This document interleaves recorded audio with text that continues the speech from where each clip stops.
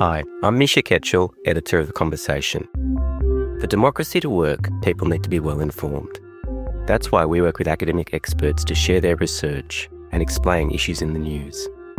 Everything we do is free to republish, but we need your support. Please donate to The Conversation by going to donate.theconversation.com or following the link in the show notes.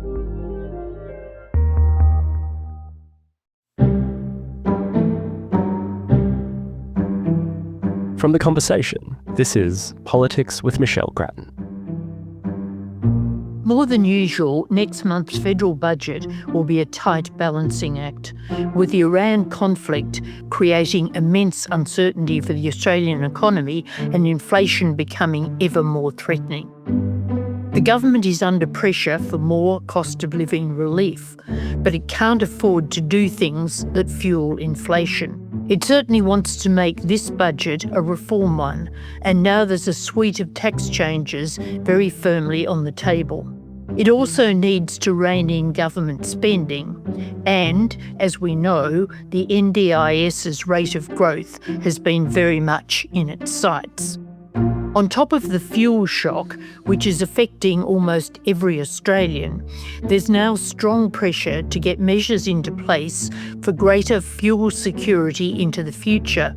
But that's a very expensive exercise. Today, we're joined by former Cabinet Minister Ed Husic to discuss these issues. Husic was a former industry minister who found himself on the backbench after the last election due to factional manoeuvring. He's been a constant voice on current issues ever since. Ed Husic, let's start with the budget. In today's very fraught environment, what sort of budget is needed? Well, obviously, we've got a lot of people that are under pressure as a result of the Trump-Netanyahu actions with Iran and the implications on fuel supply. And it's not just at the Bowser, it's, when you're doing your shopping and groceries as well, you feel the impact. So we obviously want to be able to provide support for people that are feeling the pinch. And you've seen, clearly, we've had to take some bold action in that respect if you look at what we've done on fuel excise and some of the other measures we've taken. So we're not only trying to provide that type of financial relief, but to also give people assurance that supply is being secured by the government through a range of different avenues. And that's an important signal to send. So it's providing that type of support. Obviously, there's been a lot of focus and a lot of talk leading into the budget around what we'll do around spending and clearly paring that back. But I've also been heartened to see some of the focus on potential reform, notably around, for example, negative gearing and capital gains. I have argued months previously that we should be looking at negative gearing reform. A lot of people get that others will buy homes, for instance, as part of a plan for building a nest egg. Totally get that. But when you get your fifth investment property, how much more support should the Australian taxpayer be providing? So if we're looking at reforming capital gains and the discount that was introduced by Howard and Costello, and trying to ease back some of those, what has been seen as excessive with respect to the concessions and the impact it might be having on the housing market, I think those are good things. So just on negative gearing, do you think what should be done is a cap put on the number of properties people should have? You're not saying it should go entirely? Yeah, I think having a cap on the number of properties is a sensible proposition to explore. What number? I think, I'm not picking a number out of the blue, but as I said a few moments ago, if you've got 5 or 6 different properties that you're getting negative gearing support for, I think a lot of other Australians will be going, how much support do you need? But I do get that there are people from, in terms of having aspiration for their own financial security long term, use that as a way to build that. And I think, having something grandfathered and starting to put a limit on it. And I was always a fan too, Michelle, of the policy we took to the 2019 election that said if you are going to have negative gearing, that it be directed towards new homes to encourage growth in housing stock. I think we should be open-minded on those type of initiatives. The tax debate of the moment is about whether there should be a new tax on gas exports to raise more revenue. Now, there's a parliamentary inquiry that started hearings today on that. It will report before the budget. And you've been a strong supporter of such a tax. What are the arguments for it, in your view? And how do you reply to those who say that would just discourage investment? I think a compelling statistic, the Australia Institute believes $170 billion of LNG has been exported in 4 years, to which we've hardly received a skerrick of a royalty or PRRT revenue. How does that happen? We should, with the natural benefit of our resources, that should confer on us economic, commercial advantage, strength. And I just think we are selling the country short. And I think it's good, finally, that we have had an open discussion about what is the best deal for the nation from the resources that we have. Can we get an even better one? I don't think that is a selfish or greedy discussion to have, because other nations, if they had the resources we do, would prioritise their national interest and then look at export. We have, I feel, seemingly opened the door to others to plunder our resources without us necessarily getting the best outcome. So I think it's good that we've got a Senate inquiry looking at it. I think it's good that we've got a very eager public debate on this. And I think it's also another opportunity for us to yet again marvel at the fact that multinational gas companies, when presented with public opinion, where we want to get a better deal, say, well, if you make us do something that we don't like, we just won't invest, because that's effectively the threat that's being put on the table. Could they carry that out, though? We should stare them down on that. It's been done before. I'll point out that then Premier Alan Carpenter, when he proposed a West Coast gas reservation scheme, was told by some of the biggest players on the planet that they would not invest. And then they came back to the table. And I think the same approach should be used. And if they are adamant about proceeding on that, my view is we should stare them down. And the way that would happen is if they are genuinely putting forward a proposition, these gas companies, that they would undertake an investment strike, then we should work with the states and territories to yield those leases that they possess and open them up to others who are prepared to invest, understanding that it is the right of countries, it is the right of nations to say this is what our expectation is on the return we would get for the resources we possess on behalf of the Australian public. Mostly the Labor caucus has been a very quiet beast under this government. You're self-accepted from that. So I haven't followed those ground rules. But we do get the impression that caucus is agitating a bit on this one. Is that right? Are the backbenchers who are making representations? I think MPs would be very conscious of the feeling of ordinary Labor Party members who believe that we should be getting a better deal.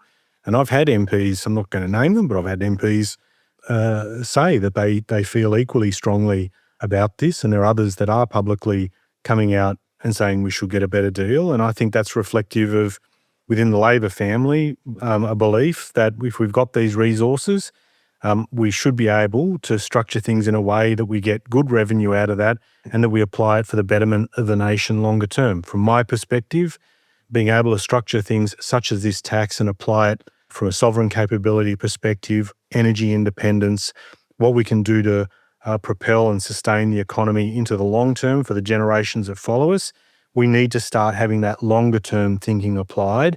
And I think this is a great opportunity for us to conceive of a system that would deliver just that. It's good for the nation long term. It should be examined and pursued.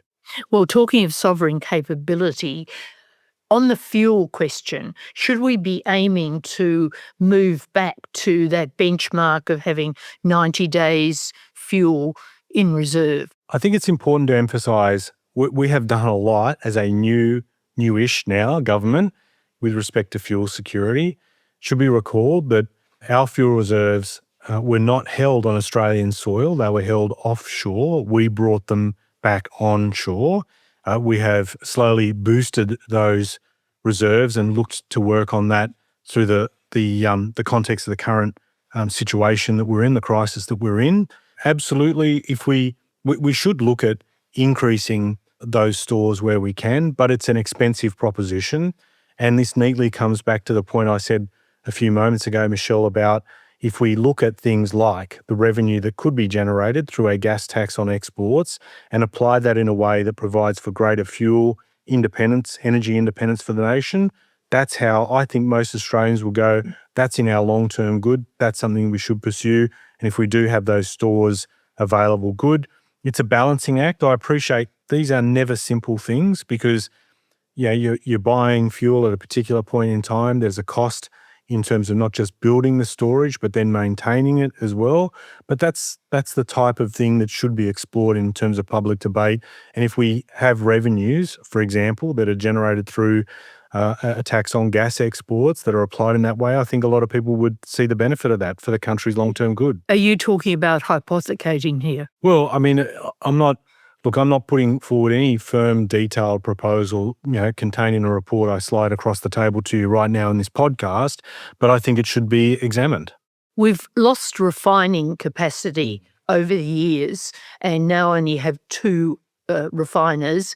Do you think it is possible to set up any more refiners, or do you think that the horse has bolted on that completely? There's a big part of me that feels like the horse has bolted on it, and it would be difficult to do. And part of the reason is because our predecessors for so long were not prepared to reform fuel standards in line with what was happening the rest of the world. And a lot of those companies were not interested in terms of refining at a lower grade when they were already making the investments, and that also, like commercial vehicles, their standards in terms of fuel were lifting, and we were still maintaining if you could put it this way, a depressed or lower retrograde standard. We did the hard work with the new vehicle efficiency standard, fuel efficiency standard that was pushed through in the last term of this government to try and bring us in line with the rest of the world. Whether or not, given how much water has flowed under so many bridges, we could then convert that into a question about expanding refining capacity in this country, that is a big ask now. And so, again, we would need to find a way to be able to do that. On the energy front, is it time for Labor now to abandon its support for a ban on nuclear and instead leave that to the market? And if not, why not? I just don't see the case stacking up economically or environmentally. I think the debate has been had. It was had in a federal election. There was an opportunity to do it. If it was such a corker of an idea, it would have lifted the coalition over the line. It didn't.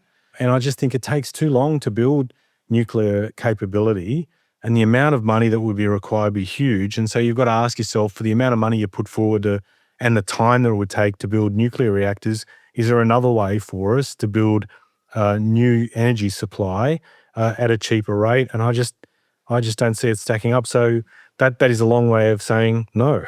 But lifting the ban doesn't equal building nuclear. It simply removes an obstacle if commercial interests at some point think it is possible.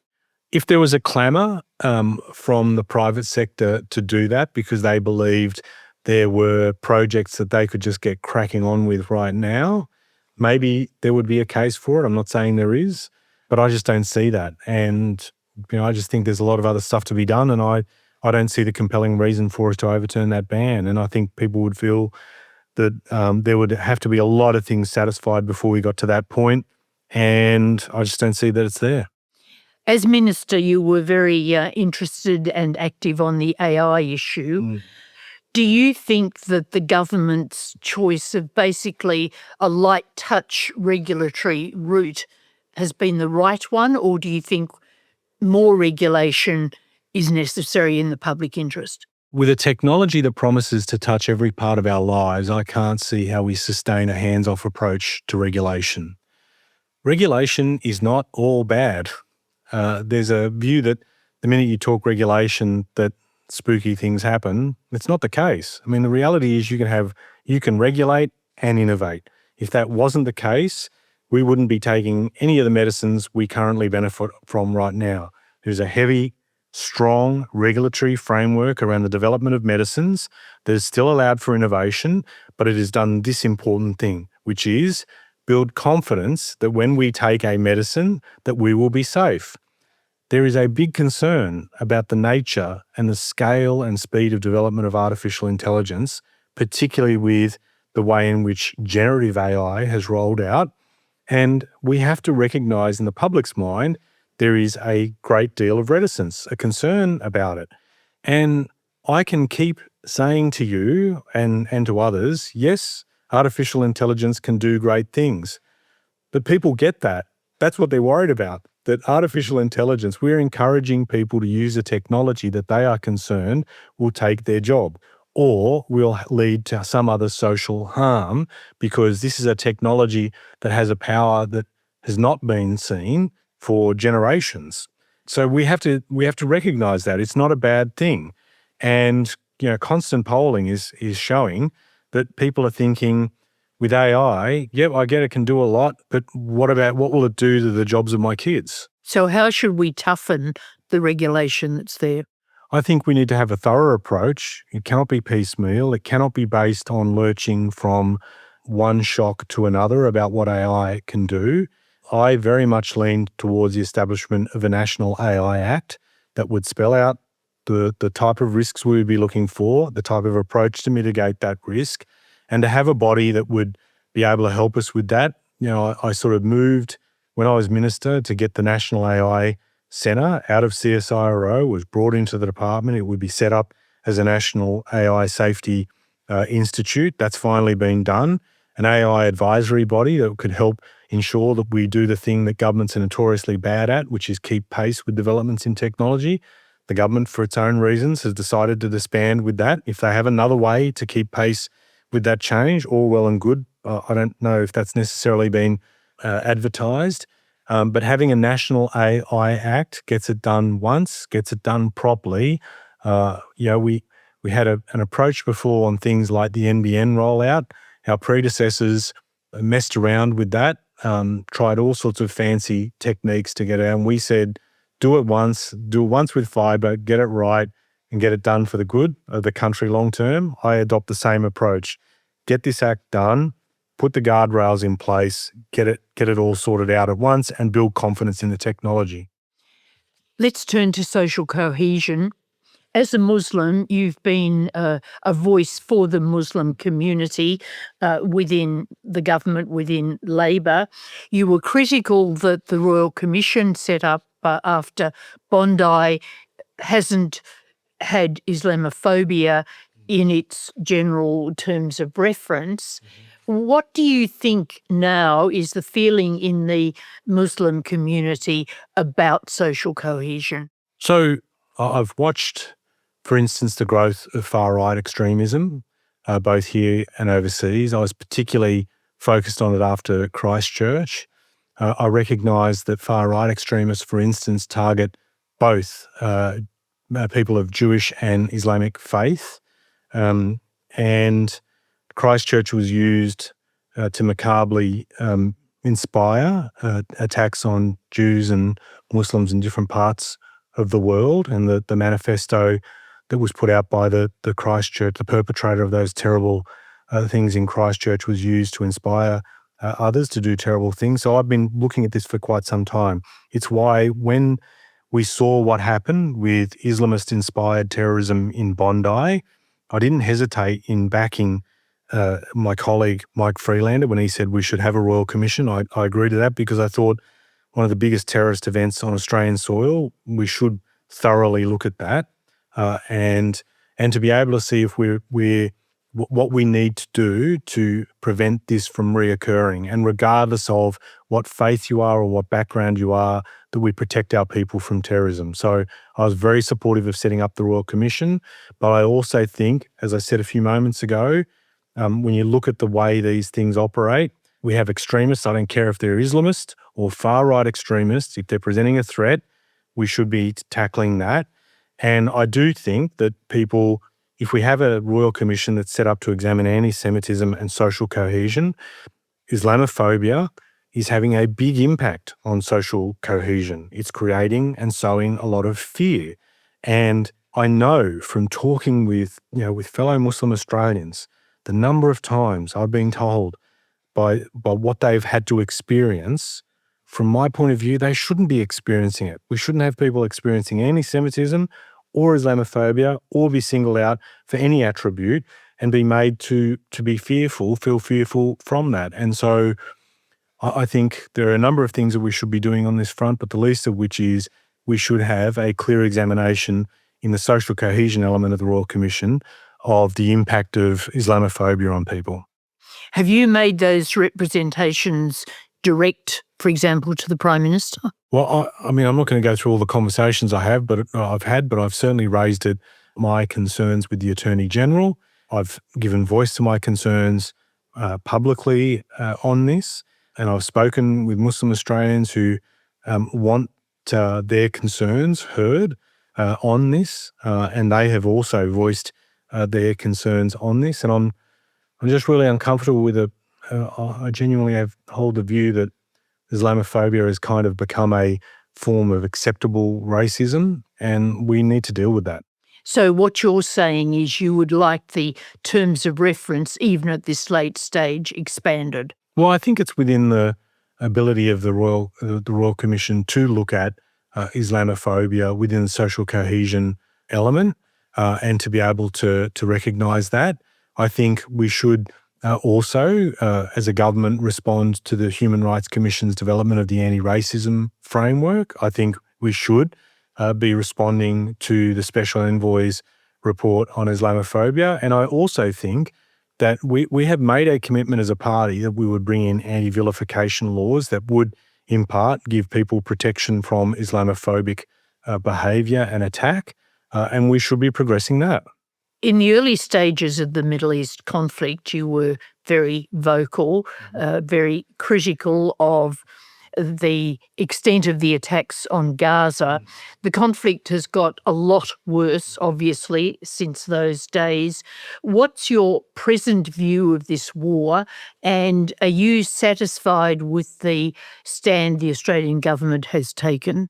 I think the Netanyahu government, I have been deeply critical of its conduct of the campaign in Gaza. The latest estimate I saw from the Gaza Ministry of Health was that nearly 80,000 people have been killed through the Netanyahu government's conduct of that campaign.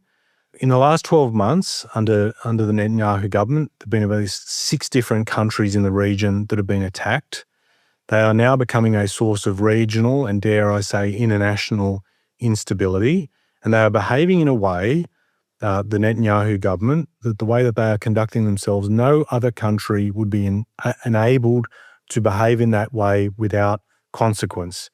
And I think it's now incumbent on a lot of countries to think about the way in which I don't believe the Netanyahu government will take words and advice from its friends or its allies. It just goes and behaves in a way, as I said, that is out of step with international expectation. And I think they're one of the reasons why any references to international rules-based order has become quite a lame exercise. We have to rethink what actions do we take towards the Netanyahu government and its behaviour. In Gaza, coming back, and I'll just end on this point, in Gaza, we now have reports that Israeli settlers are moving into Gaza after it's been bombed out and people have deserted. Now, if that's not ethnic cleansing, then I'd be interested to see what that type of behaviour would be categorised as. It's completely unacceptable. And the reality is that the people who've conducted the campaign in Gaza and elsewhere, where it's had an impact that stretches beyond international humanitarian law, that should be tackled and dealt with in international fora. But I feel really strongly that that the West has excused for too long behaviour that we would not tolerate elsewhere, and that the cost of that has been borne by innocent Palestinians in a dramatic and ghastly way. What about the behaviour of the American government in the current Iran conflict? Well, I think the Trump-Netanyahu campaign in Iran, you can see the consequences of it. I mean, the Iranian regime itself, I just stress from the outset, is a brutal dictatorship that leading into what has occurred with the Trump-Netanyahu assault on Iran, they killed over 10,000 of their own people just because they demonstrated against that regime. Unacceptable. And I know a lot of Iranian Australians feel strongly about the nature of that despotic regime. But having said that, we have tried to, the West and other countries have tried to bomb their way into democracy in the Middle East, and that has not worked. Like, that is a statement of historical, go to the record, it's a statement of fact. And so President Trump in the US context has been criticised by his own people for what are the objectives of this campaign? How long will it last? What impact will it have? It's had a devastating impact in a human sense on Iranians. It's had a devastating impact in terms of the global economic shock. Poorer nations are feeling this. The denial of fuel supply has impacted on poorer nations horrendously, and poorer people in our region as well. And very little has come out of this that you could point to that has been good. It's been nothing but a mess. Now, just finally, Ed Husic, when you were dropped from the ministry in that exercise in factional manoeuvring, you were very, very unhappy. I just wonder how you find life on the backbench and whether you hope one day to be back on the front bench. Well, obviously, I joined the party because I wanted to apply energy to the issues that I care about, and that, I've been given the honour of being elected as a parliamentarian, and I'm not going to waste my time. So I want to be able to champion things I believe that are good for the country long term. And so I continue to do that. I did that inside the cabinet room. I'll do it outside the cabinet room. I obviously would very much love to have the opportunity to serve again in a cabinet position, but being part of a major party in this way allows us to champion change, and that's what I want to do. I think the party, we have the benefit of a huge majority. We have been given the chance by the Australian people to govern for a second term. We need to use this time to do the things that we think will set the country up for the long term. Longevity is not just the aim of the game. It's longevity to deliver on reform, the big things that will change the country for the better.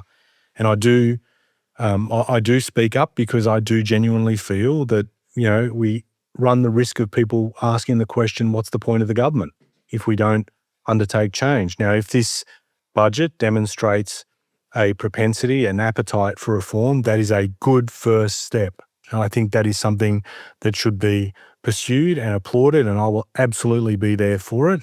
But we cannot have people question, the Australian public question, well, okay, we've given you a chance to get things done. What are you doing? And we can't have that question hang over the government. And I know that there are a lot of people determined within the Labor caucus for that question to not hang over our government. Well, we'll know a lot on May 12. Ed Husic, thank you very much for being with us today. That's all from us for now. Thank you to my producer, Ben Roper. We'll be back with another interview soon, but goodbye for now. Production by Ben Roper. Theme music by Lee Rosevere. The Conversation is a not-for-profit media organisation. Sign up to our daily newsletter for evidence-based news and analysis, including articles from Michelle Grattan, or listen to more of our shows wherever you get your podcasts. What are you going to have? Can I have 2 pieces of mullet, please, Pauline? From a fish and chip shop in regional Queensland We are in danger of being swamped by Asians. to the heart of Australian politics, this is the unlikely story of the country's most controversial minor party. Are you xenophobic? Please explain. For 30 years, One Nation and Pauline Hanson have been ridiculed, dismissed and shut out. Now, no one's laughing. One Nation continuing to surge in the polls. Dramatic surge in support for One Nation. I'm back. This is The Making of One Nation from The Conversation, and you can search for it wherever you listen to podcasts.